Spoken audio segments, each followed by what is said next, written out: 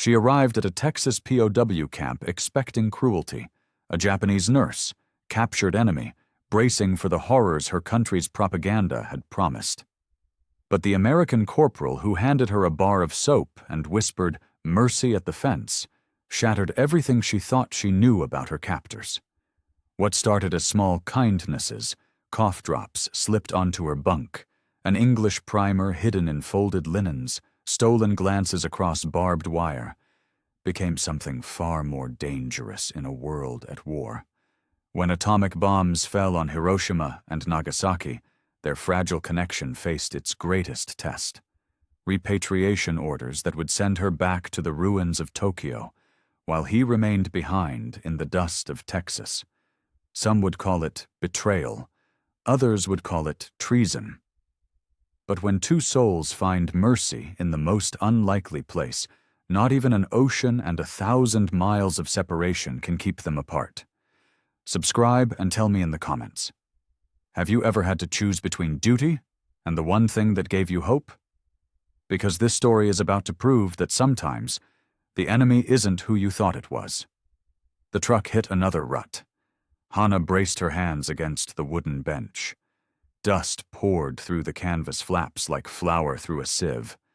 She coughed into her fist and tasted Texas grit on her tongue. Around her 6 other women sat silent.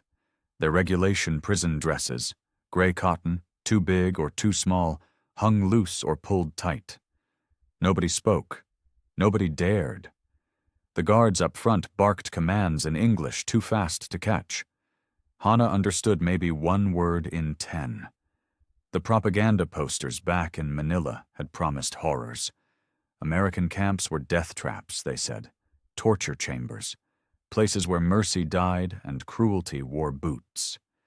But 3 weeks ago, when the Marines swept through her field hospital, no one had shot her. They'd given her water, clean bandages, a wool blanket against the night chill. Still, she didn't trust it. The truck slowed. Through a gap in the canvas, she glimpsed neat wooden barracks, a garden patch with straight rows, a windmill turning lazy circles against the pale blue sky, barbed wire stretched tight on posts. Yes, but the grass inside the fence looked trimmed, almost cared for. The truck stopped with a lurch. "Out! Line up! Single file!"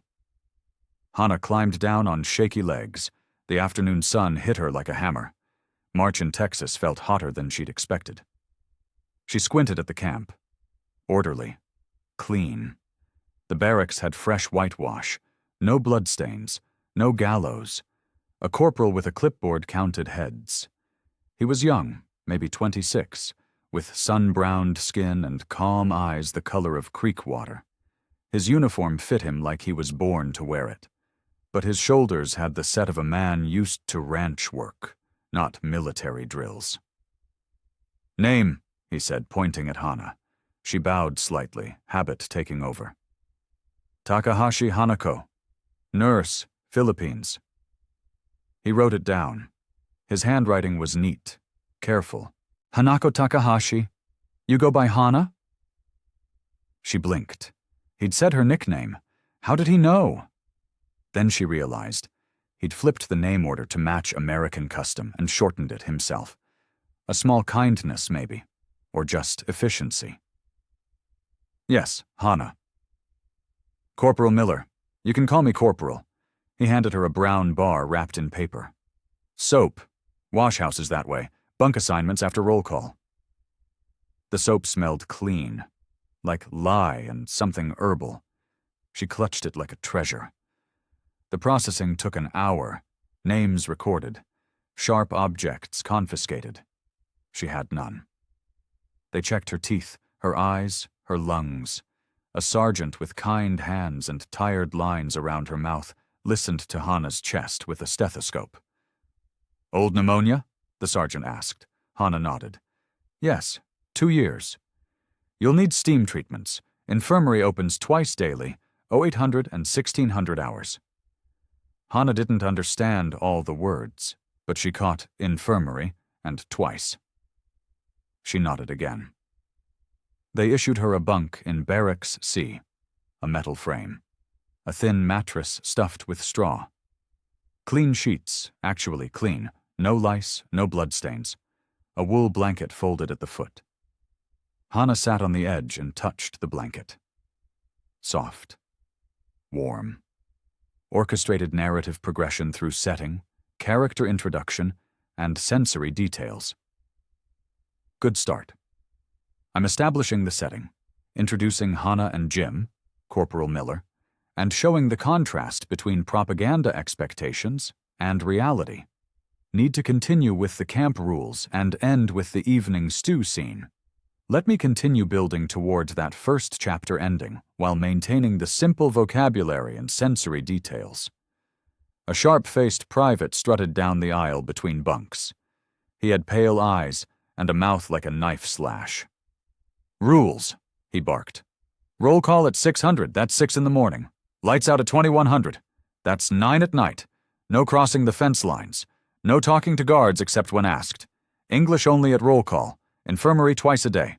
Mess hall serves at 0700, 1200, and 1700. Any questions?" Nobody spoke. "Good. Stay out of trouble." He walked away, boots loud on the wooden floor. Hana unpacked her small bundle, one spare dress, a wooden comb, a photograph of her mother, creased and faded. She tucked it under her pillow. At 1700 hours, 5 o'clock, a bell clanged. Women filed toward the mess hall.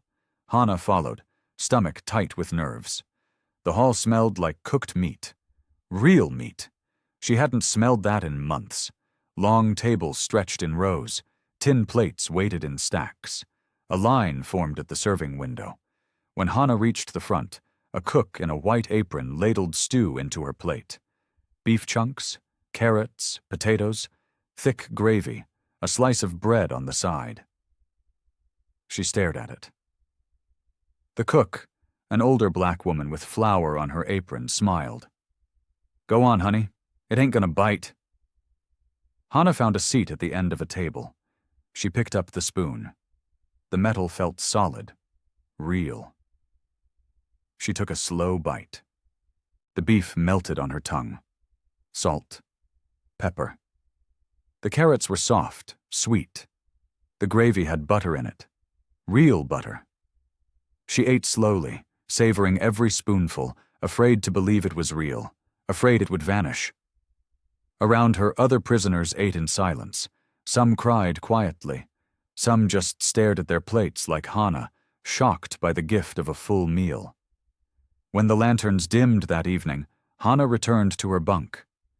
She unwrapped the bar of soap and held it to her nose. It smelled clean. Safe. She slipped it under her pillow, a talisman against the dark. She folded her hands and whispered a prayer in Japanese. "Mother, if you can hear me, I'm alive. I'm safe. Please be safe too." Outside, the windmill creaked. Cattle lowed in the distance. Somewhere a guard's boots crunched gravel. Hana closed her eyes and let sleep take her. Dawn came cold. Frost glittered on the garden rows like scattered glass. Hana woke to the bugle call, sharp and bright in the still air. She coughed into her hand, deep, rattling. Her lungs ached. Roll call was outside, in the yard. The prisoners lined up in rows. A lieutenant called names from a clipboard. Hana answered when she heard Takahashi and tried not to cough again. Corporal Miller stood nearby, scanning the line with those calm creek-water eyes. His gaze passed over her, paused, moved on. After roll call, the women filed back to the barracks. Hana sat on her bunk, catching her breath. The cough had gotten worse overnight. Each breath scraped like sandpaper. She didn't hear Corporal Miller approach. He just appeared at the end of her bunk, quiet as a cat. He held out his hand. 2 white lozenges rested on his palm. "Menthol," he said, "for the cough." Hana stared at him, then at the lozenges. She took them carefully, like they might break. "Thank you," she said in halting English. He tipped his cap brim, just a small gesture, and walked away without another word. Hana unwrapped one lozenge and put it in her mouth. Cool mint flooded her tongue. The tightness in her chest eased a fraction. She closed her eyes and breathed. At 800, she reported to the infirmary. It was a small building behind the main barracks, whitewashed and clean. Inside, the sergeant from yesterday waited. She had dark hair pulled back in a neat bun and a name tag that read, Ruiz. "Sit," Sergeant Ruiz said, pointing to a wooden chair. Hana sat. Ruiz listened to her chest again with the stethoscope, frowning. She wrote notes on a clipboard. Then she filled a pot with water and set it on a small stove. "Steam," Ruiz said, pointing at the pot. "Breathe. Every day, understand?" "Yes, understand." Ruiz added something to the water. Herbs, maybe, or medicine. The steam that rose smelled sharp and clean, like pine trees. She draped a towel over Hana's head and guided her face over the pot. Breathe deep. Slow. Hana obeyed. The steam filled her lungs, warm, soothing. The cough loosened its grip. After 10 minutes, Ruiz lifted the towel. "Better?" "Yes, better. Thank you." Ruiz's expression softened just a little. "Come back tonight? 1600 hours. Same thing." By midday, Hana had been assigned to laundry duty. She joined 3 other women at the wash house, scrubbing regulation dresses in big metal tubs. The work was hard, but not cruel. The soap lathered clean. The water ran clear.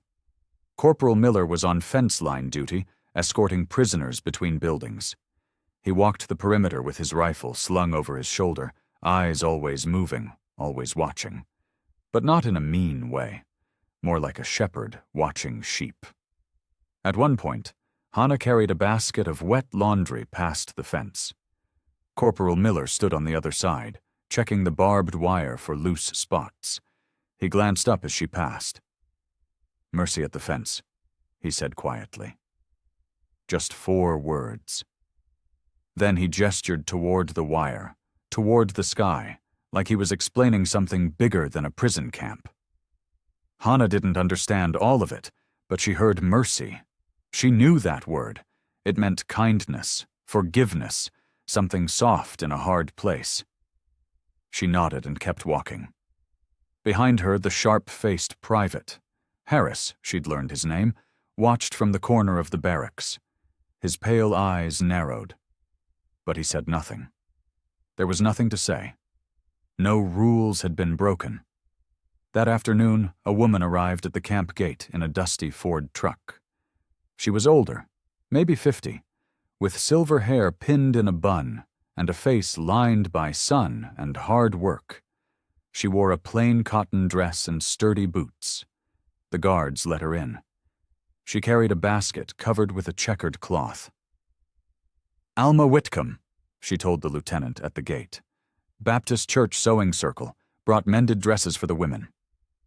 The lieutenant nodded and waved her through. Hana was in the yard, hanging laundry on a line, when Mrs. Whitcomb appeared. The older woman walked among the prisoners, handing out dresses from her basket. She spoke simply, respectfully. "This one's for you," she said to one woman, handing over a blue dress with careful stitches along the hem. When she reached Hana, she paused. "What's your name, dear?" "Hana, Takahashi Hana." "Pleased to meet you, Hana. I'm Alma." She handed Hana a gray dress, slightly worn but clean and well mended. "The Lord says we're to care for strangers, so here I am." Hana took the dress. The fabric was soft, warmer than the regulation issue. "Thank you," she said carefully. Much obliged." Alma smiled. "You're welcome." She moved on, leaving Hana holding the dress like a gift. That evening, after the 1600 infirmary visit, more steam, more breathing, lungs feeling clearer, Hana returned to her bunk. The sun was setting. Long shadows stretched across the yard. The windmill blades creaked as they turned. She sat on her bunk, and practiced English words in a whisper. "Thank you. Much obliged. Mercy." She traced the shapes of the letters in the air, trying to remember how Corporal Miller had written her name. The other women prepared for lights out. Some wrote letters that would never be sent. Some prayed. Some just stared at the ceiling. Hannah wrapped herself in the mended dress and lay down.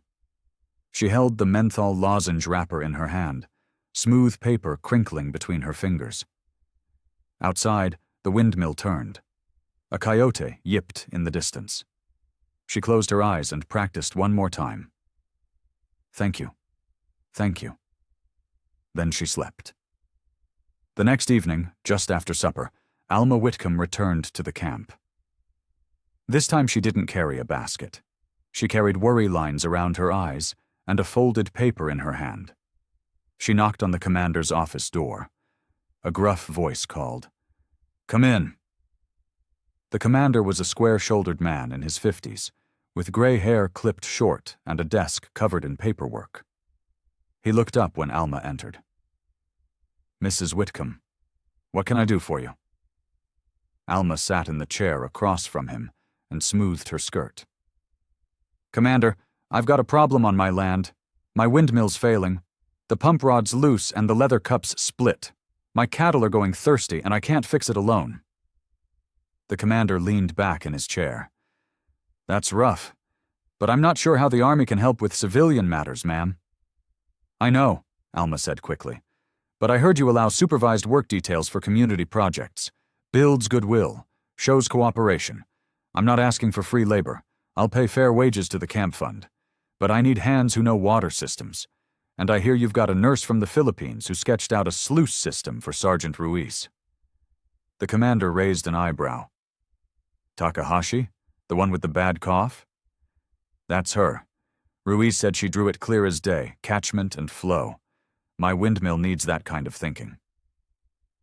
The commander tapped his pen on the desk. Regulations were regulations, but community relations mattered, and a widow with dying cattle made for bad press in a small town. "Let me think on it," he said. "If I approve this, it'll be logged.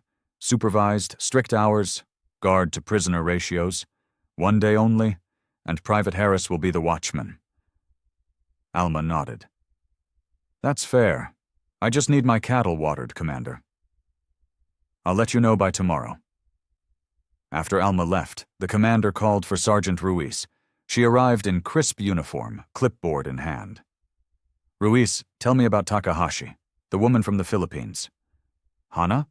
She's quiet, respectful, cooperative, good with her hands, helps in the infirmary without being asked. Her English is rough but improving. And yes, sir, she sketched a water system for me when I mentioned my cousin's irrigation problem back home. Smart design." "Can she handle a work detail?" Ruiz hesitated. "Physically, she's small, weak lungs, but for planning and light work? Absolutely." "Good. I'll approve the windmill job. 1 day. Saturday. Takahashi goes for her technical mind. Corporal Miller supervises. He knows ranching. Harris watches for trouble. Understood?" "Yes, sir." The commander made a note. Dismissed. That night in the sewing hut, a small building where prisoners mended uniforms and linens, Hana sat with a needle and thread, darning a sock. Her fingers moved quick and sure. Sewing was familiar, comforting. Sergeant Ruiz appeared in the doorway. "Takahashi, need you a moment?" Hana set down the sock and followed Ruiz outside. The sergeant led her to a patch of dirt near the garden and crouched down. With a stick, she drew a simple circle in the dust. "Windmill," Ruiz said, tapping the circle. "Broken, needs fixing. Mrs. Whitcomb's land. You go Saturday. Draw what needs doing. Understand?"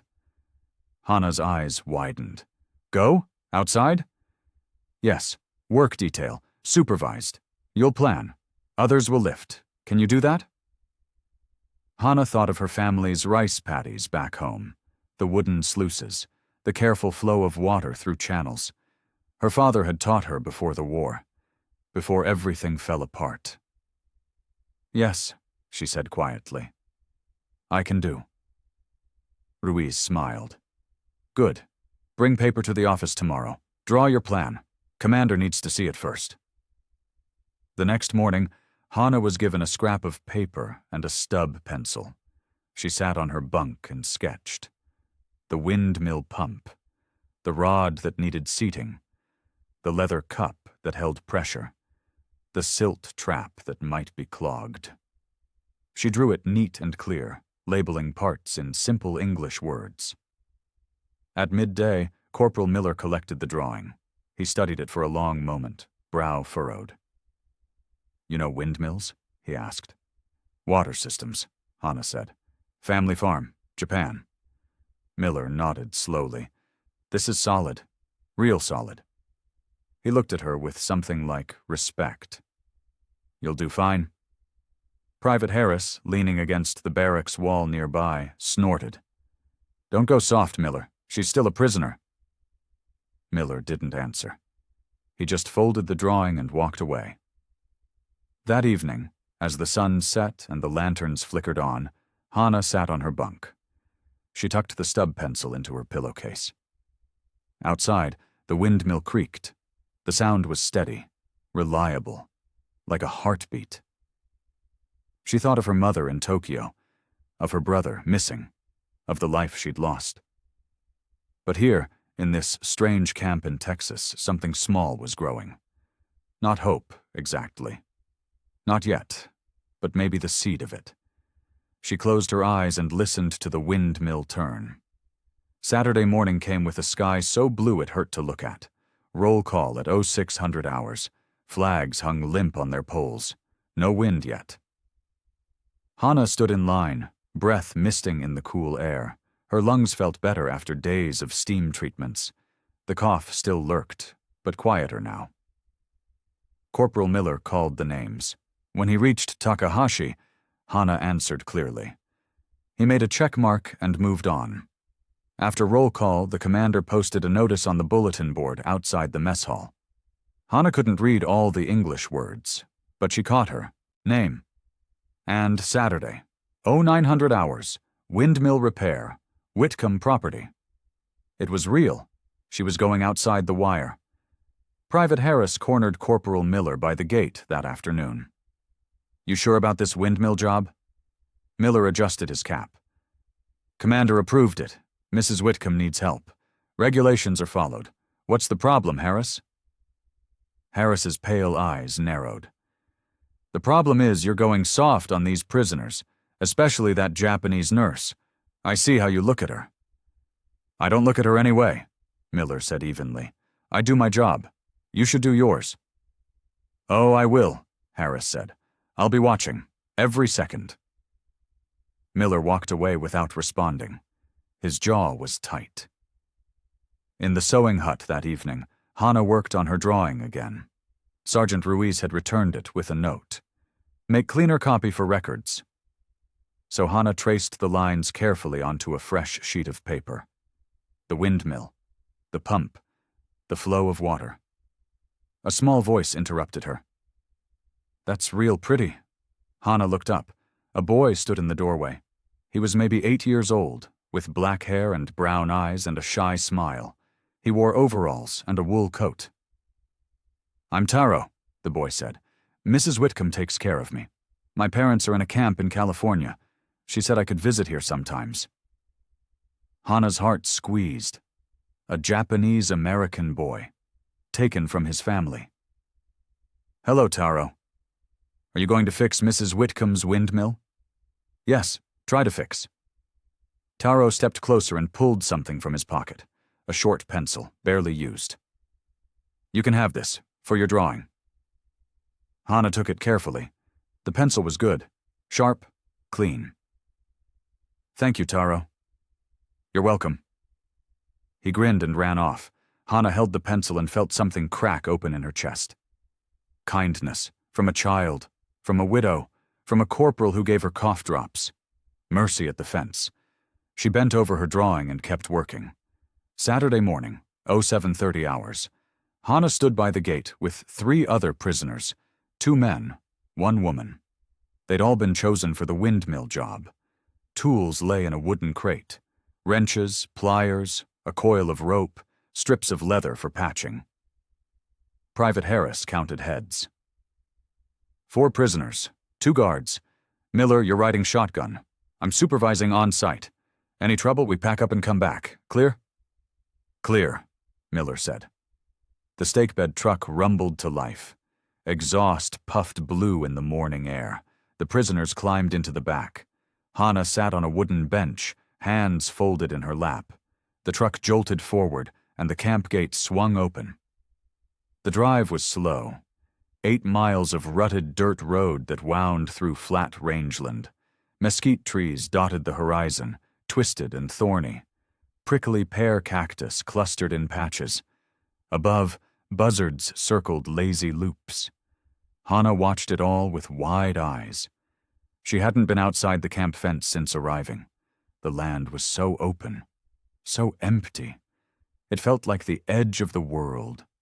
Miller sat across from her, rifle resting on his knees. He didn't look at her directly, but once, when the truck hit a big rut and Hannah nearly fell, he reached out and steadied the bench with his boot. "Careful," he said. That was all. Alma Whitcomb's land appeared on the horizon. A low house, a barn, a windmill standing tall against the sky. The windmill blades hung still. No wind, no water. Cattle clustered near the dry trough, lowing softly. The truck stopped. Everyone climbed out. Hannah's legs felt shaky after the long ride. Alma came out of the house, wiping her hands on her apron. "Morning, boys. Morning, Hannah. Thank you for coming." Miller tipped his cap. "Morning, ma'am. Let's get to work." Hannah studied the windmill. Tall, metal frame, wooden blades, a pump rod running down into the well shaft. She pointed to the rod. "This loose. Needs seating." Miller nodded. "Agreed. And the leather cups split. See the crack?" They worked together. Miller climbed the ladder and pulled the rod assembly up. Hannah examined the leather cup. Worn, cracked. She showed him where to patch it. They cut new leather from the scraps Alma provided and fitted it carefully. Harris watched from the shade of the barn, arms crossed. He said nothing, but his eyes never left them. The 2 male prisoners cleared silt from the tank's inlet. The other woman helped Alma carry tools and water. By noon, the pump rod was reseated. The leather cup was patched. Miller lowered the assembly back into the well and tightened the bolts.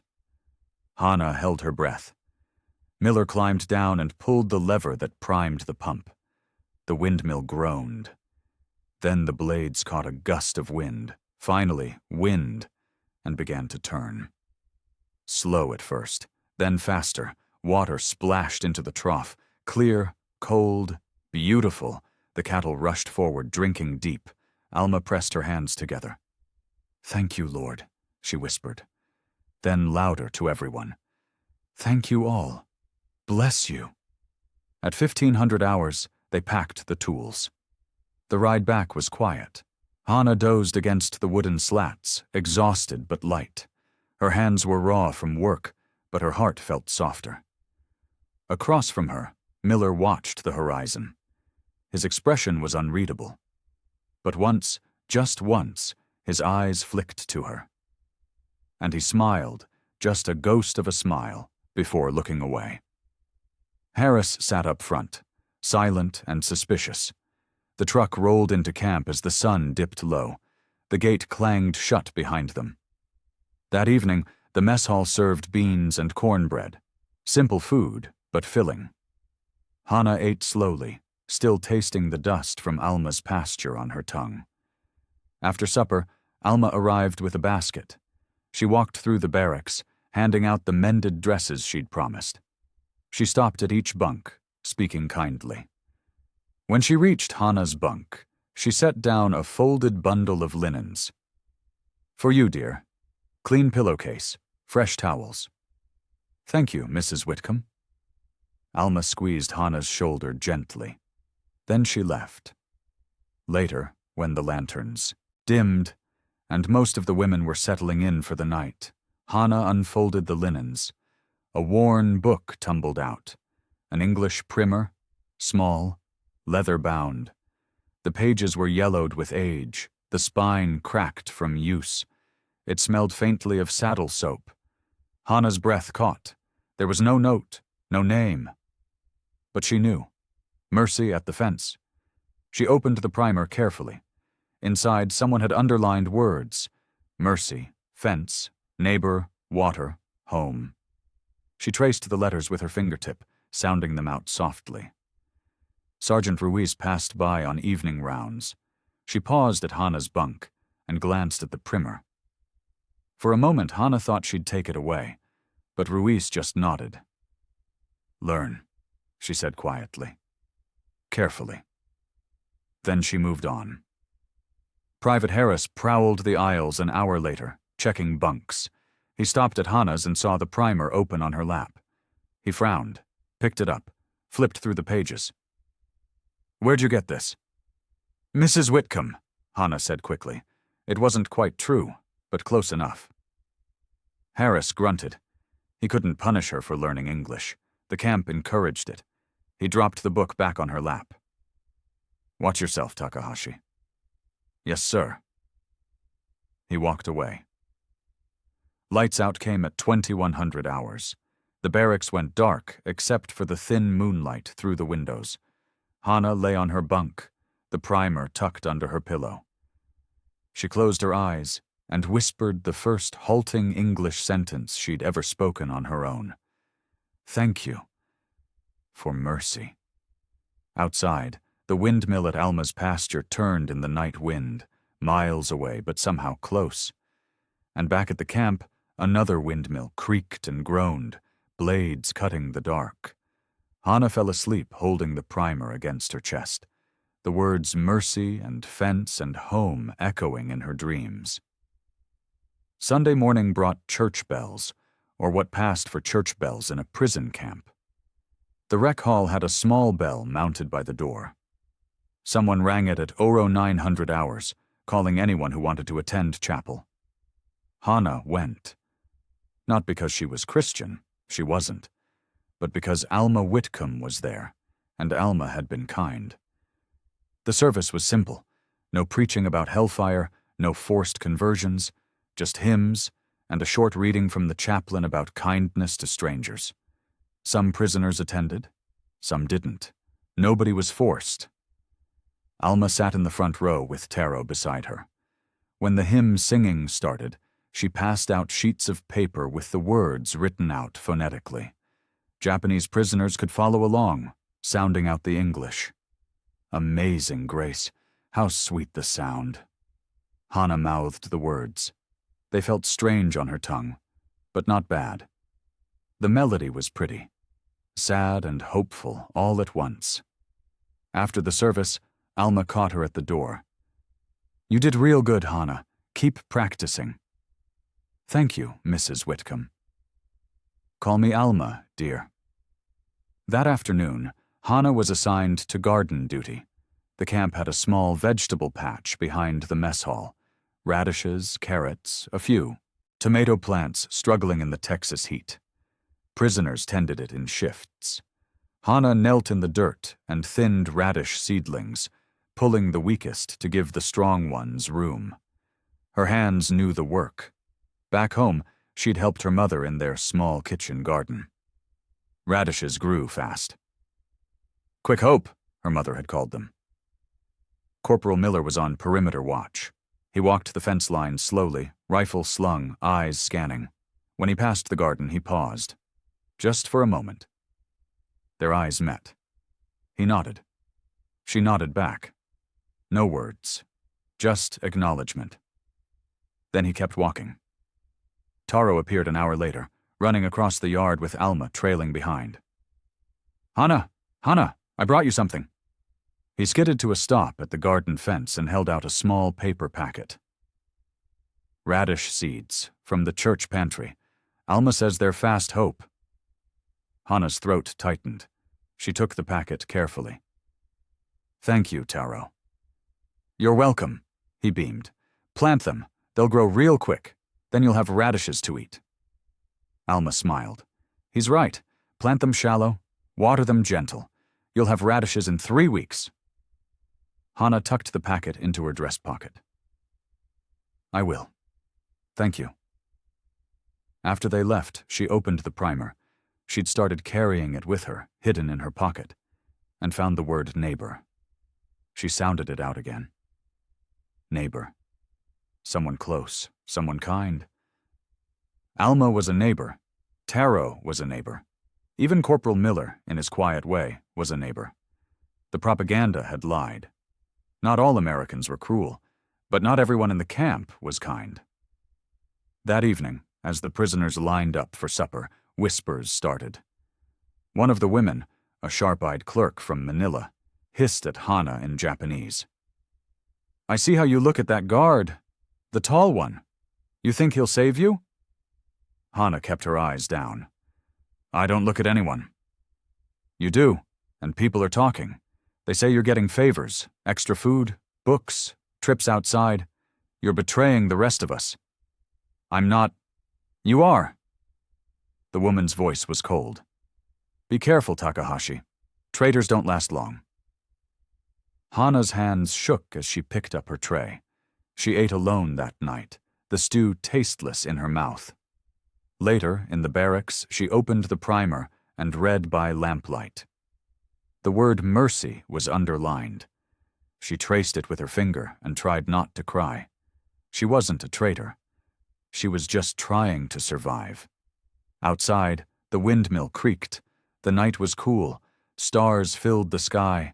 The same stars she'd seen from Japan, from the Philippines, from the ship that brought her here. Same sky, different home. She whispered the words to herself, like a prayer. Monday morning came with pale light and a hint of rain in the air. After roll call, Corporal Miller was reassigned. He'd be escorting Alma Whitcomb into town to file paperwork at the county clerk's office. It was civilian business, something about water rights and improvement notices. But the Army wanted good relations with the locals. So Miller got the job. Private Harris smirked as Miller climbed into the Jeep. "Have fun playing errand boy, Corporal." Miller ignored him. The drive into town was slow. The roads were rough, rutted from spring rains. Alma sat in the passenger seat, holding a folder of papers. "I appreciate this, Corporal," she said. "I know you've got better things to do." "It's no trouble, ma'am. Commander wants the town to see we're cooperating, helping out, building goodwill." Alma nodded. "Well, you're doing a fine job. That windmill's running smooth as butter now, and Hana, she's a smart one, real smart." Miller's jaw tightened just a little. "She is. You treating her right?" He glanced at Alma. "I treat all the prisoners right, ma'am." "I'm sure you do." Alma's eyes were knowing. "But I see things, Corporal. I see kindness, and I see two people trying to do right in a hard situation." Miller said nothing, but his hands gripped the steering wheel a little tighter. At the county clerk's office, Alma filed her water improvement notice.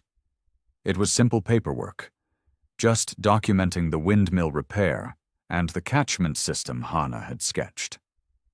Proof that she was using water efficiently, not wasting it. But a man in a gray suit and a narrow tie stood near the filing desk. He had slicked back hair and cold eyes, a lawyer by the look of him. He watched Alma file the notice and made a note in a leather-bound book.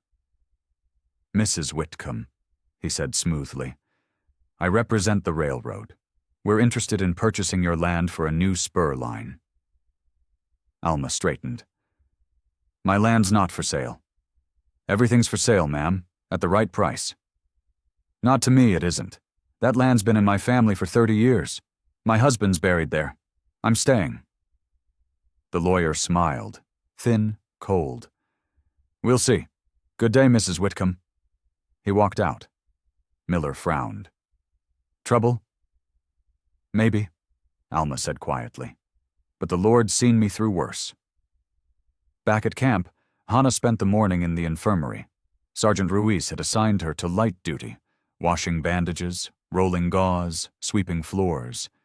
It was easy work, and it kept her out of the harsh sun. Ruiz worked beside her, organizing medical supplies. You're doing well, Hannah. Keeping your head down. That's smart. Some prisoners. They say I betray them. Ruiz sighed. People talk. They're scared, angry, looking for someone to blame. Don't let it get to you. You're just trying to survive. Yes, survive. Good. Ruiz handed her a stack of clean towels. Keep it that way. That evening, a visitor arrived at the camp. Reverend Ezekiel Boone, a circuit preacher who traveled between small Texas towns. He was a lean man in his 40s, with graying hair and deep lines around his mouth. He carried a box of hymnals and a Bible under his arm. The commander met him at the gate. Reverend Boone, good to see you. Commander.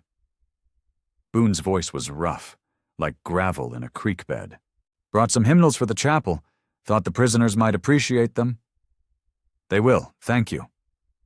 Boone hesitated. I'll be preaching at evening service tonight, if that's all right. Of course. The evening service was held in the rec hall at 1800 hours. Prisoners could attend if they wanted. Most did. It broke up the monotony. Reverend Boone stood at the front, Bible open. His hands shook slightly as he read. Love your enemies, he quoted. Bless them that curse you, do good to them that hate you. His voice cracked. He paused, swallowing hard. My brother died at Pearl Harbor, he said quietly. I hated the Japanese for it, hated them with everything in me. But hate's a poison. It eats you from the inside. So I'm learning, trying to learn, to see enemies as neighbors, to see mercy at the fence. He looked up, eyes wet. It's the hardest thing I've ever done, but I believe it's what the Lord asks of me. The room was silent. Hannah sat in the back row, hands folded. She understood maybe half the words, but she understood the grief, the struggle, the trying. After the service, Boone sat alone in the rec hall and pulled out a small leather journal. He wrote by lamplight, slow and careful. Day 1. Saw a Japanese nurse today. She has kind eyes. Lord, help me see her as a neighbor. He closed the journal and tucked it into his coat pocket. Late that night, Hannah lay on her bunk, coughing softly. Steam from the evening treatment had helped, but her lungs still ached. She pulled out the primer and read by the dim light of the hall lamps. She found a blank page in the back. With Tarot's stub pencil, she wrote 2 words in halting English. Same sky. She tore out the page carefully and folded it small. Tomorrow, at garden duty, she'd hide it beneath a loose stone by the fence post. A message, a prayer, a hope. She tucked the folded note under her pillow and closed her eyes. Outside, the windmill turned. The night wind whispered through the wire. Tuesday morning came with a red dawn. Hannah woke to the bugle and dressed quickly. Roll call, breakfast, then garden duty. The radish patch needed weeding. Hannah knelt in the dirt, pulling chickweed and crabgrass from between the rows. Her hands moved steady and sure. Corporal Miller was on perimeter patrol. He walked the fence line, checking the posts and wire. When he passed the garden, Hannah glanced up. Their eyes met for half a heartbeat. Then she looked down at a loose stone near the fence post. She pressed it with her toe, shifting it slightly. Beneath it, she tucked the folded note. Same sky. Miller saw. He didn't react. Just kept walking. At noon, during the guard shift change, Miller circled back to the fence. He crouched low, pretending to check the wire tension. His hand slipped beneath the stone. The note was there, small and folded tight. He pocketed it and walked away. That evening, in the privacy of the guard barracks, Miller unfolded the note. 2 words in careful English. Same sky. He stared at it for a long time. Then he pulled out a scrap of paper and wrote a reply in neat block letters. Different home. The next day, during his patrol, he slipped the note back beneath the stone. Wednesday unfolded like any other day. Roll call, chores, infirmary, laundry. Hannah scrubbed regulation dresses in the washhouse tubs, her hands red from the lye soap. But her mind was on the fence, on the stone, on the words hidden beneath. At midday, during a water break, she walked past the garden. Casual. Slow. She knelt by the radish patch and pulled a weed. Her hand brushed the stone. The note was there. She palmed it quick and tucked it into her sleeve. That night, after lights out, she read it by moonlight. Different home. Her throat tightened. Yes, different home. But same sky. Same God, maybe, watching over them both. She folded the note and hid it in the primer, pressed between the pages like a flower. Private Harris noticed something was off. He couldn't put his finger on it, but he saw the way Hannah's eyes flicked toward Miller at roll call. The way Miller's gaze passed over her, careful and deliberate. No rules were being broken, no words exchanged, but something was there. Something soft and dangerous. He started watching more closely. That evening, Alma Whitcomb brought fruit preserves to the camp. Small jars of peach and blackberry, made from last year's harvest. She handed them out to the prisoners during rec time. Taro came with her, carrying a picture book. He found Hannah sitting on a bench near the garden. "Hannah, look!" He opened the book and pointed at pictures. Farm, cow, water. Hannah sounded out the words. Farm, cow, water. Good, Taro grinned. You're learning fast. Alma watched them, smiling. Keep it up, Hannah. Words are bridges. They'll carry you far. The next day, the commander posted a notice on the bulletin board. Second windmill inspection. Thursday, 800 hours. Whitcomb property. Same crew. Hannah's heart jumped. Another trip outside the wire, another chance to work, to breathe open air, to see Corporal Miller outside the fence. She told herself it didn't matter, that she was just grateful for the work. But deep down, she knew the truth. She was starting to care. And that was dangerous. Thursday morning arrived with storm clouds building in the west. Dark. Heavy. The air tasted like rain. At 800 hours, the truck rumbled out of the gate. Same crew as before. Hannah, 2 male prisoners, 1 female prisoner, Corporal Miller, and Private Harris. The tools rattled in the back. The drive to Alma's pasture was tense. The wind picked up, whipping dust across the road. Miller squinted at the sky. Storm's coming, he said. We'll work fast. At the windmill, Hannah inspected the pump assembly. The leather cup they'd patched was holding, but the stitching was loose. It needed tightening or it would split again. Here, she said, pointing. This needs tighter. Miller climbed the ladder and examined it. You're right. Good eye. They worked quickly. Miller tightened the stitching with a leather punch and waxed thread. Hannah handed him tools from below. Pliers, awl, scissors. They moved like a team, no wasted motion. Harris watched from the barn, arms crossed. His eyes were cold.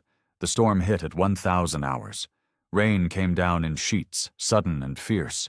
The wind howled. Lightning cracked the sky. Pack it up, Harris yelled. We're done. Miller descended the ladder fast. The prisoners scrambled to load the tools. The ground turned to mud in seconds. Hannah slipped. Her foot skidded out from under her. She went down hard. Miller was there before she hit the ground. His gloved hand caught her forearm, just her sleeve, nothing improper, and steadied her. Their eyes met. Close. Too close. For a heartbeat, the world was just rain and lightning and the warmth of his grip through the fabric. Then he stepped back. Let go. Careful, he said, loud enough for Harris to hear. Thank you, Hannah whispered. Harris appeared, scowling. Everyone in the truck, now! The ride back was miserable. Rain drummed on the canvas top. Water leaked through the seams. Everyone was soaked, shivering. Hannah sat on the bench, staring at her sleeve where Miller's hand had been. She could still feel the pressure, the steadiness, the care. Across from her, Miller watched the storm through the gap in the canvas. His jaw was tight, his hands clenched and unclenched. He didn't look at her. Not once. But she knew. She knew he was thinking about it, too. Back at camp, they filed off the truck in silence. The rain had slowed to a drizzle. Hannah's dress clung to her, heavy and cold. Sergeant Ruiz met them at the barracks. Everyone inside. Dry off. Report to infirmary if you're feeling sick. Hannah changed into dry clothes and wrapped herself in her blanket. But she couldn't get warm. Not from the rain. From something deeper. Something burning quiet and dangerous in her chest. That night, she held the primer and traced the word mercy with her finger. Mercy at the fence. But what happened when mercy turned into something more? She didn't know, and that scared her. Between Thursday's storm and Saturday's bell, days ran by on rails. Roll call, chores, short lessons, no missteps. Friday passed in a blur of laundry and infirmary duties. Saturday morning brought clear skies and a notice. The camp was hosting a morale picnic. Church ladies from town were invited. Prisoners could attend if they wanted. It was a small thing, a kindness, a break from routine. At 1100 hours, tables were set up in the yard. Alma and the other church ladies arrived with baskets of food. Biscuits, apple butter, sliced ham, pickles. Simple fare, but more than the prisoners had seen in months. Reverend Boone led a hymn before the meal. "Blessed assurance," he announced. His voice was stronger now, less shaky. "Blessed assurance. Jesus is mine." Hannah mouthed the words. Taro stood beside her, singing loud and off-key. He grinned at her when the verse ended. "You're getting good," he said. Hannah smiled. "Thank you." After the hymn, Alma organized a radish pull from the camp garden. The radishes Hannah had planted weeks ago were ready, fat, red, crisp. "Come on, everyone," Alma called. "Pull some radishes, fresh vegetables for the table." Taro ran to the garden, laughing. He grabbed a radish top and pulled. The root popped free, spraying dirt. Look how big." Hannah knelt beside him and pulled one, too. The radish was perfect, round and bright. "Fast hope," she whispered. Alma heard her. "That's right, dear. Fast hope." The picnic spread out across the yard. Prisoners sat at tables with guards and church ladies sharing food. It wasn't friendship exactly, but it wasn't hostility either. Just people eating together under the same sky. Near the fence, in the shade of a mesquite tree, Corporal Miller stood watch. He wasn't eating, just scanning the crowd, doing his job. Hannah carried a paper cup of well water toward the table. She had to pass him.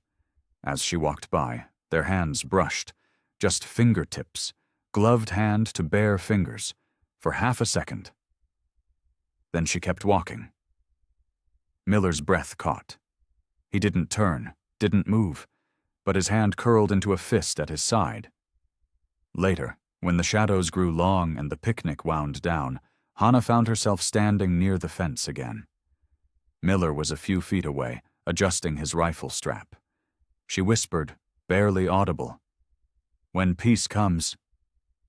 He didn't look at her, but he answered, just as quiet, "We'll find a way." It was a promise, small, fragile, but real. Private Harris stood by the rec hall, watching. He couldn't hear the words, but he saw the line of Hannah's gaze, the stillness in Miller's posture. His eyes narrowed. Flint hard. He didn't have proof. Not yet. But he'd keep watching. That evening, as the sun set and the lanterns flickered on, the commander thanked the volunteers. "Appreciate you all coming. These events build goodwill, remind us we're all human." Alma smiled. Reverend Boone nodded. Taro waved at Hannah from across the yard. Hannah waved back. Then she returned to her bunk, the taste of radish still on her tongue, and the memory of Miller's fingertips warm against hers. She opened the primer and found the word promise. She sounded it out softly. Promise. A hope for the future. A bridge from here to there. She closed her eyes and prayed it was true. Monday morning came with the bugle's sharp call. Roll call, breakfast, then routine. But at 0900 hours, a clerk from town arrived at the gate in a dusty Ford. He carried an envelope addressed to Mrs. Alma Whitcomb. The commander signed for it and called for Corporal Miller. "Miller, you're on gate duty. If Mrs. Whitcomb comes by, give her this. It's from a lawyer in town." Miller took the envelope. The return address read, Henderson and Associates, Railroad Council. His gut tightened. Alma arrived at noon, bringing mended shirts for the prisoners. Miller met her at the gate. "Mrs. Whitcomb, this came for you." Alma opened the envelope and read the letter. Her face went pale. The letter was short, polite, and threatening. "Dear Mrs. Whitcomb, it has come to our attention that your water draw from the windmill on your property exceeds reasonable agricultural use and constitutes wasteful allocation of a shared resource. We respectfully request you cease operations pending a county review. Furthermore, the railroad company maintains interest in acquiring your land for expansion of a freight spur line. Please contact our office to discuss terms. Sincerely, J. Henderson. Esquefo." Alma's hands shook. "They're saying I waste water. That's a lie. I've got the filing to prove it." Miller frowned. "They're looking for a reason to take your land." "I know." Alma folded the letter. "But I'm not giving up. That land's mine." She brought the letter to the commander. He read it and leaned back in his chair. "This is civilian business, Mrs. Whitcomb. I can't intervene directly. But I can help you prove you're not wasting water." "How?" "Demonstrate efficient flow. Set up a system with barrels and flumes. Show measured usage. If you can prove conservation, the county can't touch you." Alma's eyes lit up. "A demonstration, with numbers." "Exactly. And I'll allow a work detail to help. Same crew? Friday, all day. Corporal Miller supervises. He knows ranching. Takahashi provides the technical layout. We document everything, clean and official." Alma nodded. "Thank you, Commander." "One condition. Private Harris supervises too. He'll make sure everything stays by the book." Alma's smile faded slightly, but she agreed. "That's fair." That evening, Miller found Hannah at garden duty. He spoke low, careful. "Friday, another job at Mrs. Whitcomb's. We're building a water catchment system. Barrels, flumes. You'll need to sketch it out."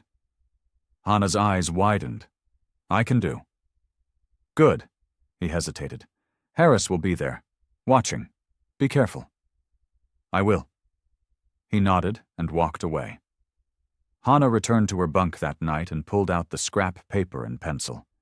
She sketched barrels arranged in a line, guttered runnels feeding water from the windmill tank, overflow measured by marked sticks, a system that proved conservation, not waste. Sergeant Ruiz stopped by during evening rounds. She glanced at the sketch. "Smart. Real smart. Thank you. But listen, Hannah." Ruiz's voice dropped. "Transfers are being reviewed. War's winding down. Repatriation orders could come any time. Could be weeks, could be months. Don't get too attached. Hana's chest tightened. Attached? To people, to places, to things you can't keep. Ruiz's eyes were kind but firm. Protect your heart. Hana nodded, but inside, her heart was already betraying her. That night she wrote, another note on a scrap of paper. Same home? She folded it and tucked it beneath the stone at the fence. 2 days later, Miller's reply appeared. Not yet, but someday. She pressed the note to her chest and cried, quiet, careful tears, into her pillow. Outside, the windmill turned. The stars wheeled overhead. The same sky stretched from Texas to Tokyo and back again. And somewhere in the dark, a fragile hope took root. Friday morning came with a sky so clear it looked scrubbed. At 700 hours, the truck waited by the gate. 6 wooden barrels sat in the bed, along with planks, rope, and measuring sticks marked in inches. 4 prisoners lined up. Hana, the 2 men from before, and the quiet woman who spoke little. Corporal Miller checked the manifest. Private Harris counted heads twice. Everyone loaded. Let's move. The drive to Alma's pasture took an hour. The road was dry now, hard-packed from the sun. Dust rose behind the truck in a yellow cloud. Hana sat on the bench, holding her sketch. She'd drawn it clean and neat. Barrels in a line, gutters angled just right, overflow channels marked clear. Her hands were steady, but her heart raced. This was the last work detail. She felt it in her bones. After this, routine would close back in. Roll call, chores, the fence, the wire, and Corporal Miller on the other side. At Alma's place, townsfolk had gathered. Not many, maybe a dozen, but enough. They stood by the pasture fence, curious, watching. The railroad lawyer was there too, in his gray suit and narrow tie. He leaned against a fence post, arms crossed, face hard. Alma met the truck with a tight smile. Morning, everyone. Let's show them what efficient water use looks like. The work began at 900 hours. Miller directed the setup. The men hauled barrels into position beneath the windmill's overflow pipe. Hana showed them where to place each one, using her sketch as a guide. They built guttered runnels from scrap wood, narrow troughs that caught water and channeled it into the barrels. Overflow went to a second set of barrels, then to the cattle trough. Nothing wasted, every drop measured. Hana moved between the stations, checking angles, adjusting placements. She used a carpenter's level Alma provided, making sure the gutters sloped just right. Miller called out measurements. Hana recorded them on paper in neat columns. Harris prowled the edges, watching, looking for mistakes, looking for reasons to shut it down. He found none. By noon, the system was complete. Miller primed the windmill pump. The blades turned. Water began to flow. It ran down the overflow pipe, into the first gutter, through the runnels, filling the barrels one by one. When a barrel reached the mark on the measuring stick, the overflow diverted to the next barrel. Clean, controlled, efficient. The townsfolk nodded, impressed. One farmer called out, "That's smart work, real smart." Alma stood beside the system, pointing and explaining. "See? We're not wasting. We're conserving. Every gallon measured, every drop accounted for." The railroad lawyer frowned. He pulled out a notebook and scribbled something. Then he walked to his car without a word and drove away. Alma watched him go. "Lord willing, that's the end of it." Reverend Boone had come too, standing quiet in the back. He watched Hana work, her careful hands, her focused eyes, and scribbled in his journal. Day 47. Watched the Japanese nurse today. She builds bridges with barrels and water. Lord, teach me to build bridges with mercy. By 1500 hours, the job was done. The system worked perfectly. Water flowed smooth and measured. The cattle drank. The barrels held. The demonstration was a success. The commander, who'd driven out to observe, shook Alma's hand. "Fine work, Mrs. Whitcomb. I'll file a commendation for orderly labor and community cooperation. That should help your case." "Thank you, Commander." On the ride back, Hannah dozed against the truck's wooden slats. Her hands were raw from handling rope and wood. Her shoulders ached, but her heart felt light. They'd done good work. Honest work. Work that mattered. Miller sat across from her, rifle resting on his knees. Once, when the truck hit a bump and Hannah nearly slid off the bench, he steadied it with his boot. Their eyes met for half a second. Then he looked away. Harris sat up front, silent and suspicious. Back at camp, the commander posted a typed commendation on the bulletin board. Hannah couldn't read all the words, but she saw her name. And exemplary service. That night she copied the phrase into her primer, sounding it out softly. Exemplary. It meant good. Worthy. Right. She pressed a dried radish petal between the pages and closed the book. But Harris wasn't done. That evening, after the prisoners had returned to their barracks, he walked the perimeter one more time. He checked the garden fence, the stone, the loose dirt around it. He crouched and lifted the stone. A folded note lay beneath. Hannah's handwriting. Practice lines in English. Same sky. Different home. Mercy at the fence. Harris pocketed the note. His eyes were cold. He didn't know what it meant, not exactly, but it was proof of something. Contact, communication, a line crossed. He'd save it, use it when the time was right. Saturday morning came too soon. The bugle blared. Hannah dragged herself from sleep, coughing. Roll call, breakfast. Then Harris appeared in the barracks, face hard. "Inspection," he barked. "Everyone up. Bunks clean, footlockers open." It wasn't a scheduled inspection. This was personal. Harris moved down the line of bunks, yanking open footlockers, tossing blankets aside. He was looking for something. Anything. When he reached Hannah's bunk, he pulled the mattress up and shook it. The primer tumbled out, landing on the floor with a soft thud. Harris snatched it up, flipped through the pages. His eyes scanned the underlined words. Mercy. Fence. Neighbor. Water. Home. He looked for love notes, secret messages, proof of fraternization. But there was nothing. Just vocabulary words. Psalm verses. A pressed radish petal. He couldn't punish her for learning English. The camp encouraged it, promoted it even, and there were no names, no addresses, no evidence of anything improper. Harris threw the primer back on the bunk. "Watch yourself, Takahashi." "Yes, sir." He stalked away, furious and empty-handed. That afternoon, Reverend Boone held a service in the rec hall. His text was from Matthew. "I was thirsty, and you gave me drink." His voice shook as he read. "A cup of cold water given in kindness is worth more than gold. It's mercy. It's what the Lord asks of us." He paused, swallowing hard. "My brother died at Pearl Harbor.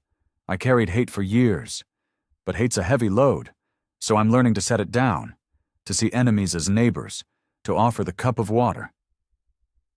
After the service, Alma found him in the chapel. "That was a good sermon, Reverend." "Thank you, Alma." "Mercy's a hard plow," she said quietly. "But it still must be pushed."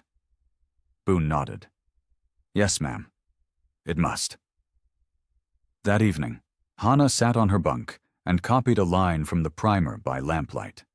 Same sky, different home. She tucked the pressed radish petal at Psalm 23. The verse about green pastures and still waters, about mercy following all the days of her life.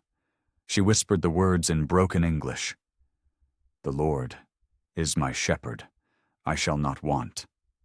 Outside, the windmill turned, The stars came out. The same sky stretched over Texas and Tokyo. And in the dark, hope flickered like a candle, refusing to go out. Early August 1945 came with heat like a hammer. The sun beat down on the camp, turning the barracks into ovens. Even the nights brought no relief. Monday morning, 0600 hours. Roll call, the heat already rising. At 900, the teleprinter in the orderly room began to chatter. Loud. Urgent. The clerk on duty ripped the paper free and ran to the commander's office. Within an hour, rumors rippled through the camp like wind through dry grass. A bomb, a new kind of bomb, dropped on Japan, on a city called Hiroshima. The commander called the guards together in the rec hall. He read the bulletin aloud, voice flat and official. On August 6, 1945, U.S. forces deployed a new weapon over the Japanese city of Hiroshima. Casualties are estimated in the tens of thousands. The Japanese government has not yet responded. The room was silent. The commander folded the paper. Keep order. Keep discipline. If the prisoners ask, tell them we'll provide information as it becomes available. No rumors, no speculation. Understood? Yes, sir. Sergeant Ruiz was tasked with telling the prisoners. She gathered them in the rec hall after lunch. Her face was grave. She spoke in simple English first, then in halting Japanese, using the words she'd learned over months of working with them. Big bomb, Hiroshima, many dead. We wait for more news. The room erupted. Women cried. Some screamed. Some sat in stunned silence. Hana's hands shook. Hiroshima was on the other side of Japan from Tokyo, but still, her country, her people. She pressed her hands together and prayed. Mother, please be safe. Please. Tuesday passed in a haze. Routine continued. Roll call, chores, meals, but everything felt hollow. The prisoners moved like ghosts. Wednesday morning, the teleprinter chattered again. Another bomb. Nagasaki. Reverend Boone spent a long hour alone in the chapel that afternoon. He knelt at the altar, head bowed, journal open on the floor beside him. He wrote slowly, tears dripping onto the page. Lord, I don't understand. So much death, so much grief. How do I preach mercy when the world burns? How do I love my neighbor when my brother's grave is still fresh? He paused, then kept writing. But I must. Because mercy is the only thing that stops the cycle, the only thing that heals. He closed the journal and sat in silence until the shadows grew long. Wednesday night, Hana couldn't sleep. The heat pressed down like a blanket. Her lungs ached. She coughed into her pillow, trying not to wake the others. She pulled out the primer and held it against her chest. The leather was warm, worn smooth by her hands. Outside, the windmill turned in a hot wind. The blades groaned, slow, relentless.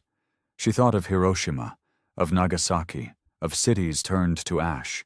She thought of Corporal Miller, standing watch in the blazing heat, hat low, thinking of his brother's letters from the Pacific. And she thought of Reverend Boone, wrestling with grief and mercy in the dark. They were all caught in the same storm, all trying to find solid ground. She whispered Psalm 23 into the dark. The Lord is my shepherd. Her voice cracked, but she finished it. Surely goodness and mercy shall follow me all the days of my life.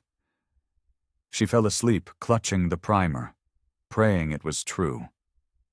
Thursday morning, the bugle called at 600 hours. Hana woke with a cough and a sense of dread. Roll call was routine. Breakfast was oatmeal and weak coffee.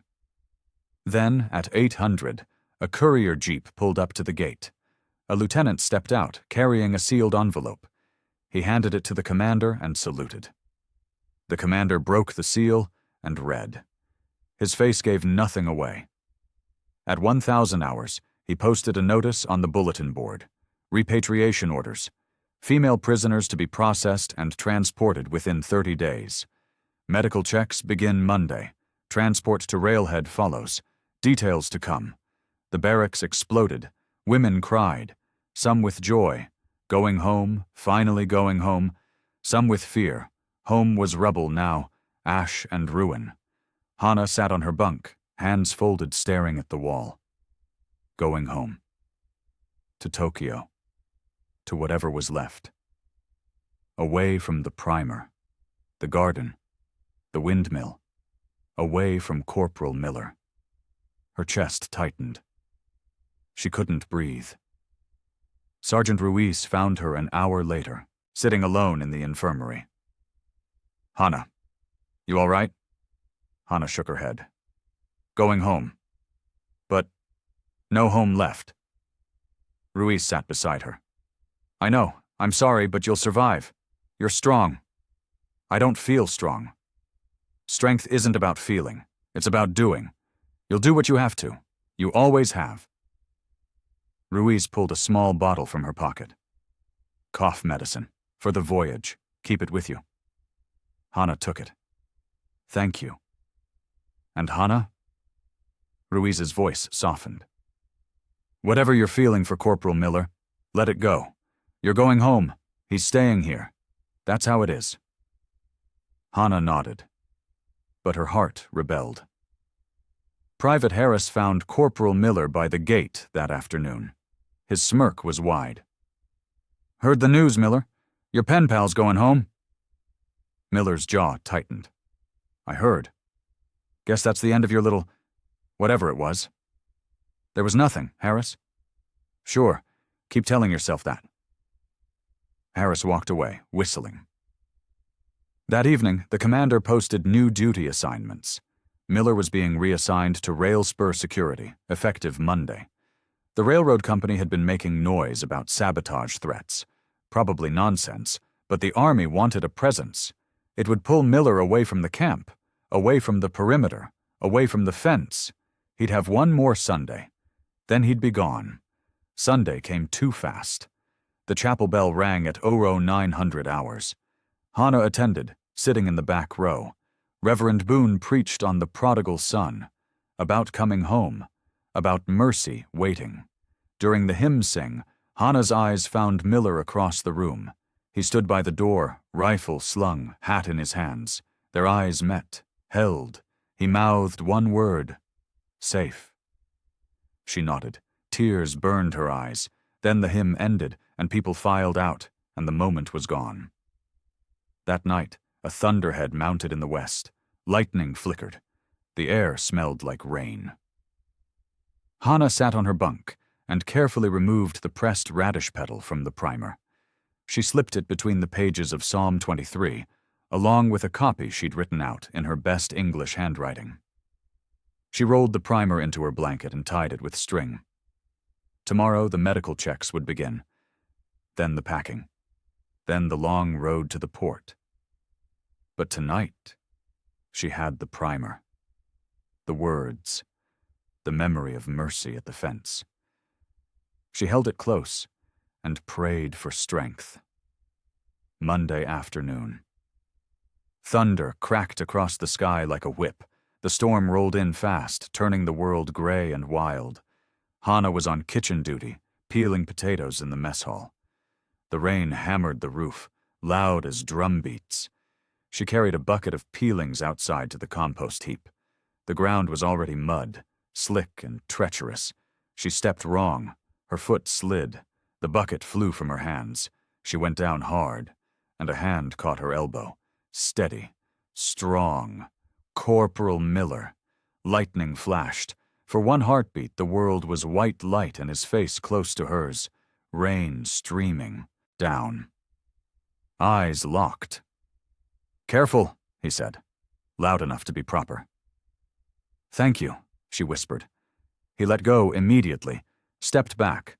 3 feet of distance, safe, appropriate. But his hands shook as he picked up the bucket. Private Harris appeared in the doorway of the mess hall, scowling. Miller, you're wanted at the gate. Move. Miller handed Hana the bucket. Their fingers brushed, just for a second. Tomorrow I'm out on the spur, he said quietly. Be careful. I remember, Hana said. She gripped the bucket tight. I remember. He nodded. Then he walked away, boots splashing through puddles, shoulders hunched against the rain. Hannah stood in the mud, rain soaking her dress, watching him go. Inside the mess hall, Alma Whitcomb stood by the stove, drying her hands on her apron. She'd been bringing supplies and had seen the whole thing. She didn't say anything, just bowed her head and prayed silently. Lord, watch over them, both of them. Give them strength for the road ahead. That night, the storm raged. The barracks shook. Rain leaked through the roof in thin streams. Women huddled under blankets, scared and restless. Hannah lay on her bunk, staring at the ceiling.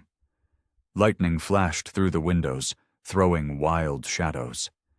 Tomorrow, Miller would leave for the rail spur. She'd stay here, processing for repatriation. Medical checks, paperwork, packing. They wouldn't see each other again. She pressed the primer against her chest and cried, silent, careful tears, into her pillow. Outside, the windmill turned in the wind, blades screaming. 7 days of medical checks, inoculations, and folded blankets passed like slow cattle through a chute. It was Tuesday, late August 1945. The war was over. Japan had surrendered. The radio announced it. The guards cheered. The prisoners wept. Hannah felt nothing, just numb. At a 600 hours, the trucks lined up in the yard. 20 women, including Hannah, were marched to the first transport. They carried small bundles, regulation dresses, a blanket, whatever personal items they'd been allowed to keep. Hannah clutched the primer under her blouse. It pressed against her heart, warm and solid. Sergeant Ruiz checked them off one by one. When she reached Hannah, she paused. Good luck, Hannah. You're stronger than you know. Thank you, Sergeant Ruiz, for everything. Ruiz squeezed her shoulder. Then Hannah climbed into the truck. The journey to the port took 3 days. The train car was hot during the day, cold at night. They stopped at sidings to let freight trains pass. Meals were ration tins, beans, crackers, canned peaches. No letters were allowed outbound yet. War rules still held, even though the war was over. Hannah sat by the window and watched Texas roll past. Flat plains, dusty towns, cattle grazing under endless sky. She thought of Corporal Miller, miles away on rail security. Did he know she'd left? Did he think of her? She pulled out the primer and read Psalm 23 again. Her lips moved, forming the English words. Surely goodness and mercy shall follow me. She prayed it was true. On the 3rd day, the train reached the port, San Pedro, California. The ocean stretched gray and endless. The ship waited at the dock, a converted troop transport, scarred and ugly but seaworthy. Women filed up the gangway in lines. Hannah paused at the top. The ocean smelled like iron and salt, like endings. She pressed the primer tighter against her chest and stepped aboard. The voyage took 2 weeks. The ocean was gray and rough. Many women got seasick. Hannah spent hours on deck, breathing salt air, trying to keep the nausea down. At night, she whispered psalms into her sleeves. The English words were a lifeline, a thread connecting her to the camp, to the windmill, to the man who'd given her mercy at the fence. Same sky, she thought, staring at the stars. Different home, but same sky. Mid-September 1945, the ship reached Japan. Tokyo Harbor was chaos. Ships crowded the docks, soldiers everywhere, smoke rising from the ruins inland. Hannah stepped onto Japanese soil for the first time in 2 years. The ground felt strange, foreign. This wasn't home anymore. Home was ash. The processing center was a converted warehouse. Red Cross workers handed out blankets and bowls of rice. Hannah gave her name, answered questions. Where are you from? Do you have family? Tokyo, she said. And no family left. They gave her a slip of paper with an address, a Quaker relief kitchen in the ruins of Shinjuku. They needed translators, nurses, people who could help. Hana folded the paper and tucked it into the primer. She walked through the rubble. Whole blocks were gone, just burned foundations and twisted metal. People lived in shelters made of scrap wood and tin. Children with hollow eyes begged for food. Hana found the relief kitchen. A kind-faced woman in a plain dress greeted her. "You speak English?" "Yes, some." "Good. We need help. Can you translate? Can you nurse?" "Yes, I can do." The woman smiled. "Then welcome." That night, Hana slept on a cot in a corner of the kitchen. Around her, other displaced women huddled under thin blankets. The air smelled like rice porridge and disinfectant. She pulled out the primer and held it close. The leather was worn now, soft from handling. The pages were dog-eared. The radish petal had turned brown but still held its shape. She traced the word home with her finger. Home. She didn't know what that meant anymore, but somewhere in Texas, a windmill was turning. And maybe, just maybe, a man in a corporal's uniform was thinking of her under the same sky. She closed her eyes and prayed for strength to face tomorrow. Outside, the winter moon rose cold and distant over the ruins of Tokyo. The ocean days stitched together with gray water and psalms whispered into her sleeves. Mid-September 1945. After 2 weeks at sea, the ship finally docked in Yokohama. Hana stood on deck, watching the coast emerge from morning fog. Japan. Home. Except it wasn't home anymore. The train from Yokohama to Tokyo was crowded. People pressed together like cattle. Everyone looked hollow. Sunken eyes, thin faces, clothes hanging loose on sharp bones. Hana clutched her small bundle and the primer against her chest. She stared out the window at the passing landscape. Fields lay fallow. Villages stood empty. And when Tokyo came into view, her breath stopped. Rubble. Miles and miles of rubble. Whole neighborhoods were gone. Just burned foundations and twisted metal skeletons reaching toward the sky. The great city of her childhood had been reduced to ash and memory. The train stopped at a damaged platform. Hana climbed down carefully, legs shaky after weeks at sea. The air smelled like smoke and rot. She walked through the ruins, asking directions to her old neighborhood. People shook their heads. That area? Gone. The March firebombing had taken it all. But Hana kept walking. She had to see. When she reached the place where her family's house had stood, there was nothing. Just a blackened lot and a few broken bricks.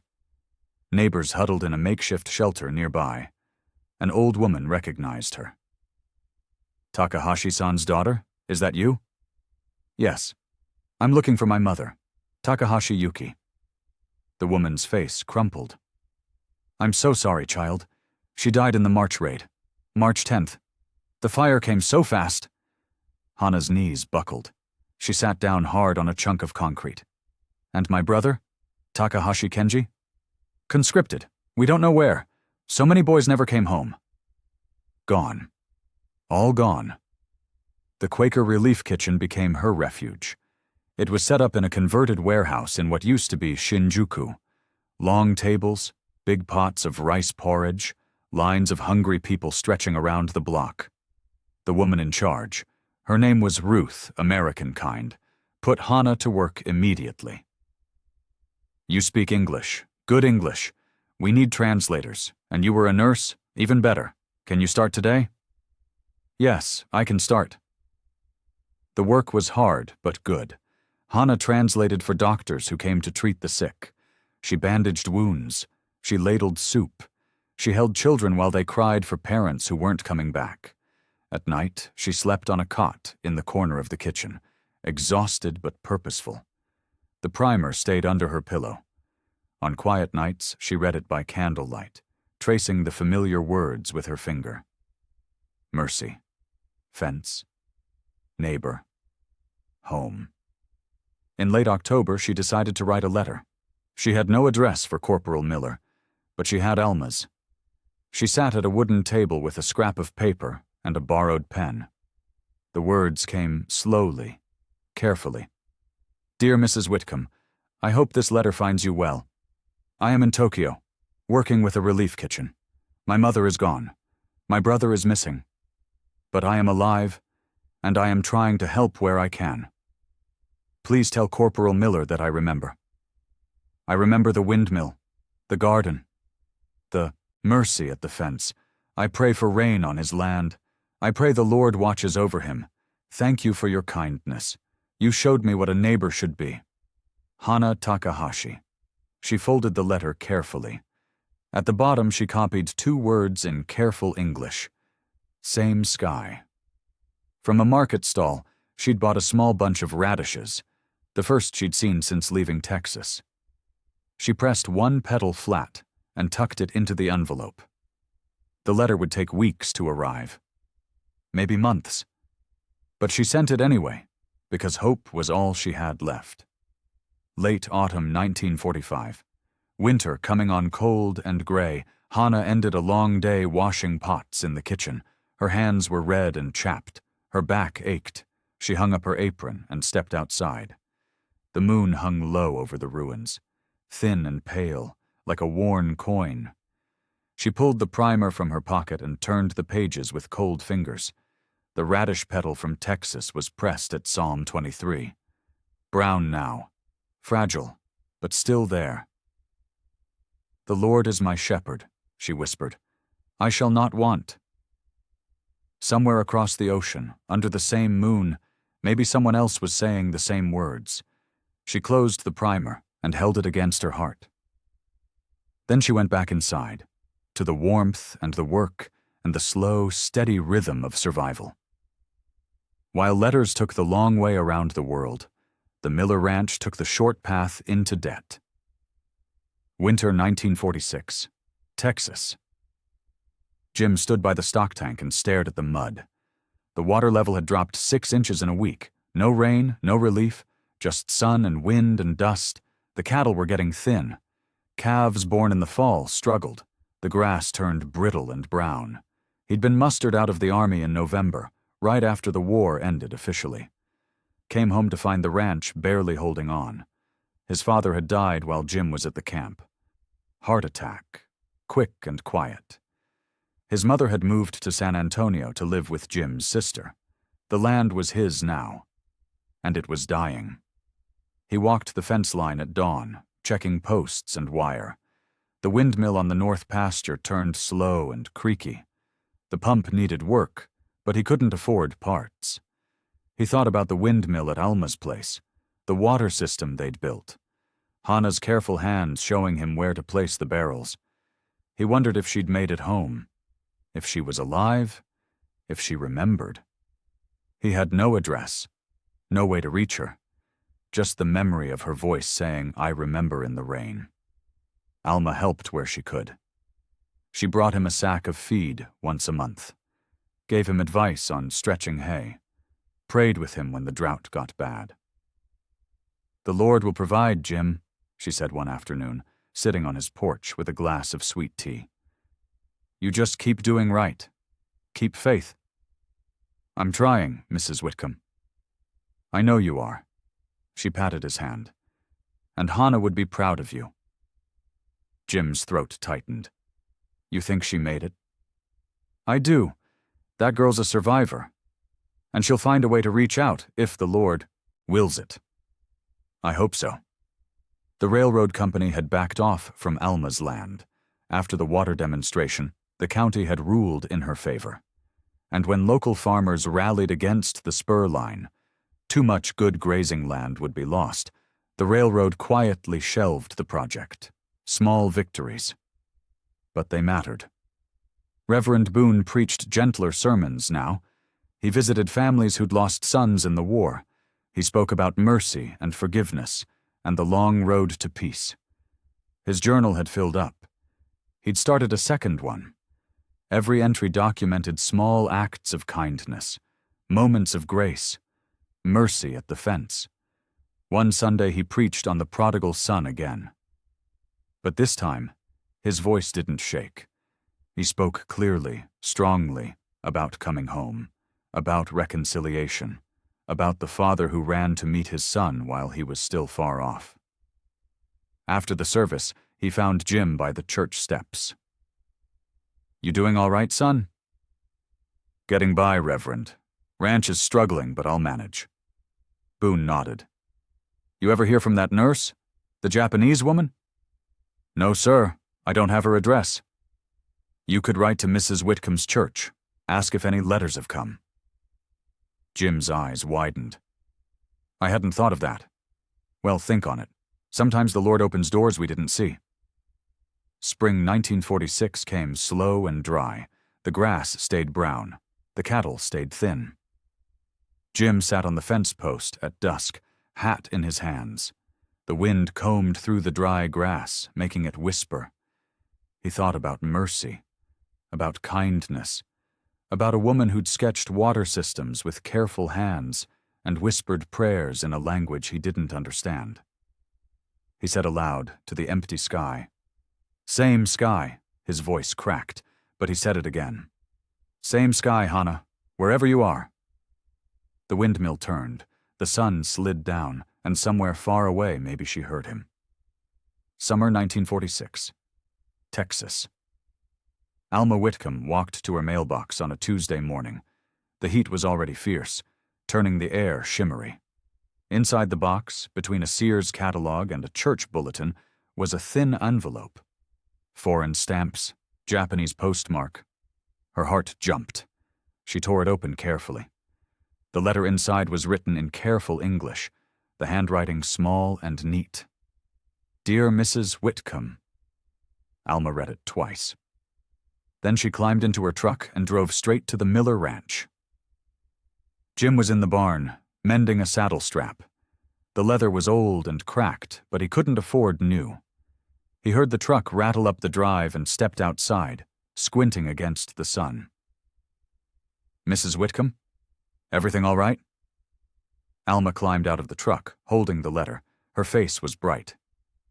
"Jim, you need to read this." She handed him the envelope. Jim's hands shook as he unfolded the letter. His eyes scanned the words. "I am in Tokyo. My mother is gone. I remember the windmill. I pray for rain on his land. At the bottom, same sky, and tucked inside, a pressed radish petal." Jim's vision blurred. He sat down hard on the porch step. "She's alive," he whispered. "She made it." Alma smiled. "She did, and she remembers you." Jim went inside and found paper and a pen. His handwriting was rough, blocky, but he wrote carefully. "Dear Hannah, I got your letter. I'm so glad you're safe. I'm sorry about your mother. I know that grief. The ranch is struggling. Drought. But I'm holding on. Your radish petal is pressed in my Bible now, next to Psalm 23. I think of you every day. Same sky, same stars. Even if we're far apart, stay strong. You're braver than you know. Jim Miller." He pressed a Texas bluebonnet petal, dried and fragile, into the envelope. Then he addressed it to the Quaker Relief Kitchen, using the return address from Hannah's letter. Alma took it to the post office that afternoon. "This'll take weeks to get there," the clerk said. "Maybe months. International mail is still a mess." "I know," Alma said, "but it'll get there." That evening, Alma sat at her kitchen table by lamplight. She wrote her own letter, a separate page to include with Jim's. "Dear Hannah, Jim is a good man, honorable, kind. If the day ever comes that you want to return to America, our church will help. We'll look into sponsorships, visas, whatever it takes. The door isn't closed. The Lord finds ways. Keep faith, dear. We're praying for you. Alma Whitcomb." She folded both letters into a sturdy envelope and sealed it with wax. Then she prayed, long and quiet, for Hannah in the ruins of Tokyo, for Jim on his failing ranch, for the narrow door that might someday open between them. 6 years of letters, some lost, some found, some arriving in threes like birds after a storm. 1952, early spring. Jim sat on his porch, reading Hannah's latest letter. The paper was thin, the ink slightly smudged, but her words were clear. The city is rebuilding. Slowly. I still work at the kitchen. I teach English to children now. They call me Sensei Hannah. I think of Texas often. The windmill, the garden, the primer you gave me. I carry it everywhere. Are you well? Does your land have rain yet? Same sky, Jim. Always. He folded the letter carefully and tucked it into his Bible. There were 11 letters now, spanning 6 years. Some had taken 4 months to arrive. One had taken 8. But they kept coming, and he kept writing back. That Sunday, after service, Alma pulled Reverend Boone aside. Reverend, I need your help. What is it, Alma? Jim Miller and that Japanese nurse, Hana Takahashi. They've been writing for 6 years, and I think there might be a way to bring her here. Boone frowned. Immigration laws are strict, Alma, especially for Japanese nationals. I know, but I've been reading. There are provisions now for skilled workers. Translators, people with sponsorships. If we can prove she's got support, housing, employment, character references, we might have a chance. Boone was quiet for a long moment. Then he nodded. All right. Let's try. They spent weeks assembling the packet. Alma wrote an affidavit promising housing and financial support. Jim wrote a letter of intent, carefully worded, honorable, stating his wish to marry Hannah if she agreed. Reverend Boone contributed excerpts from his journal. Not the whole thing, just summaries, moments of mercy, the windmill repair, the water demonstration, the transformation of a woman from enemy to neighbor. A lawyer in town helped them file the paperwork. He warned them it could take months, maybe a year, maybe never. But it's worth trying, Alma said firmly. They sent the packet by registered mail in May 1952. Then they waited. Late summer 1952. Jim tied a faded blue ribbon on the windmill fence, a private marker of hope. He stood there in the evening light, watching the blades turn. The drought had finally broken 2 years ago.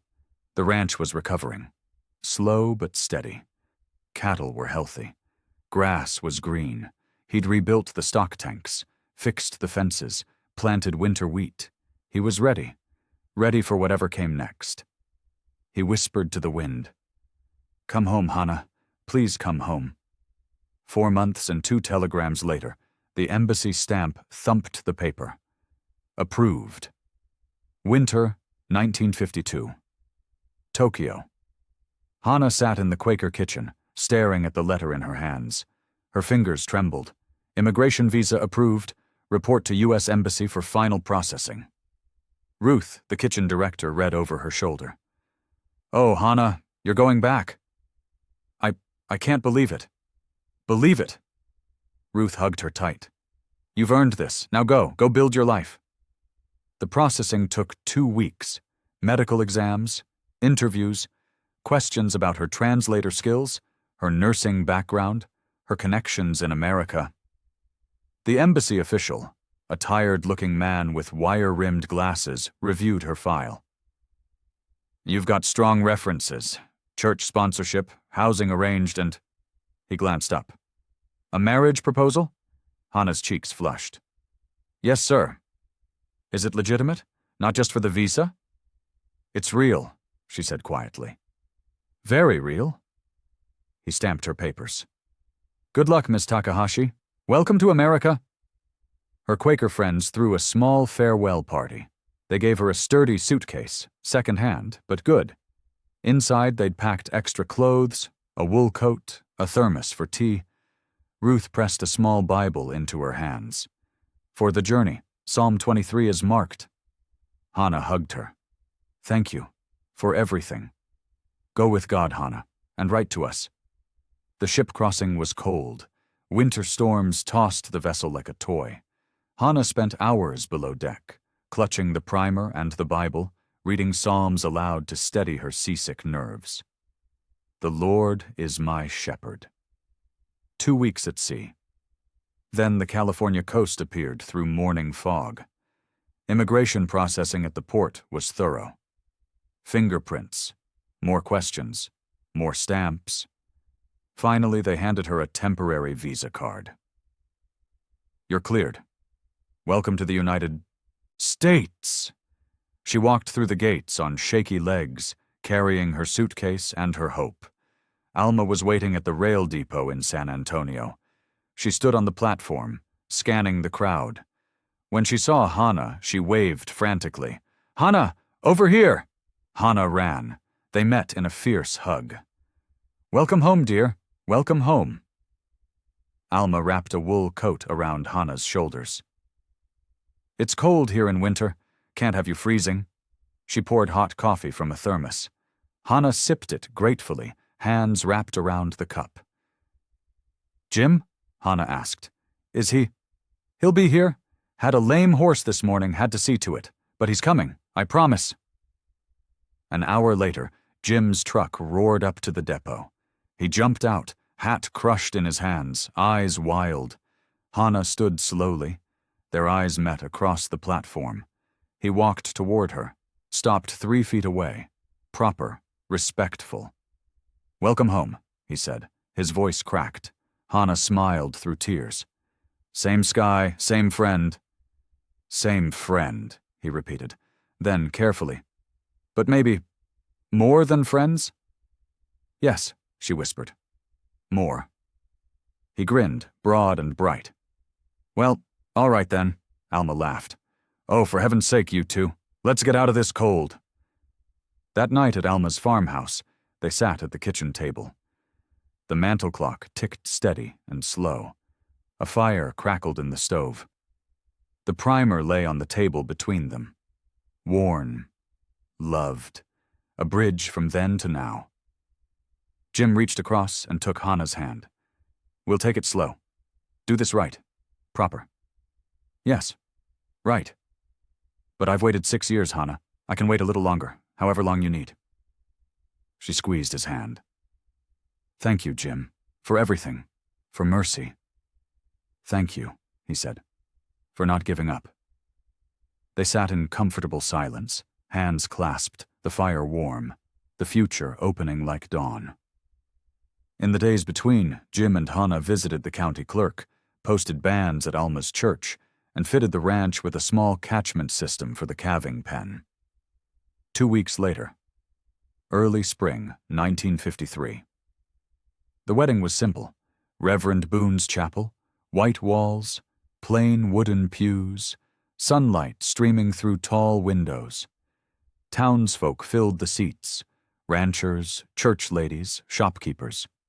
People who'd once stared at a Japanese prisoner now brought pies and casseroles and handkerchiefs for happy tears. Hannah wore a simple white dress Alma had sewn. Jim wore his best Sunday suit, boots polished to a shine. Reverend Boone stood at the altar, his journal open in his hands. His voice was strong. "I want to read something," he said. "From my own journey. From the day I learned what mercy really means." He read about the windmill, about the cup of water, about seeing an enemy become a neighbor, and a neighbor become family. His voice broke. He wiped his eyes. "Sorry, still gets me." Laughter rippled through the chapel. Kind laughter. Understanding. He cleared his throat. "Jim Miller, do you take this woman?" "I do." "Hana Takahashi, do you take this man?" "I do." "Then by the grace of God and the state of Texas, I pronounce you husband and wife." Jim kissed her. Gentle. Reverent. The chapel erupted in applause. After the ceremony, they drove to the Miller Ranch. A crowd followed. Friends, neighbors, the curious and the kind. Jim had set up the water demonstration again. Barrels and runnels glinting in the sun. A small crowd gathered around as he explained the system. "Hana designed this. back when she was a prisoner and I was a guard. She showed me how to conserve water, how to build something that mattered. And now—" He looked at her, eyes bright. "Now we build a life together." Applause. Hannah blushed and bowed slightly, old habits surfacing. Taro, now a tall young man of 17, college-bound with Alma's help, snapped a photo with a box camera. "Got it. You two look perfect."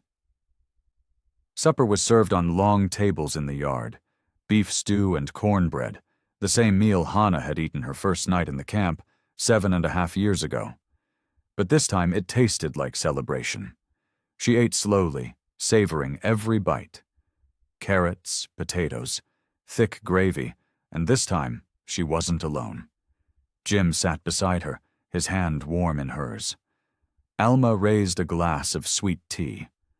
To Jim and Hannah, to Mercy at the fence, to bridges built with kindness. "To Jim and Hannah," the crowd echoed. Night fell soft and quiet.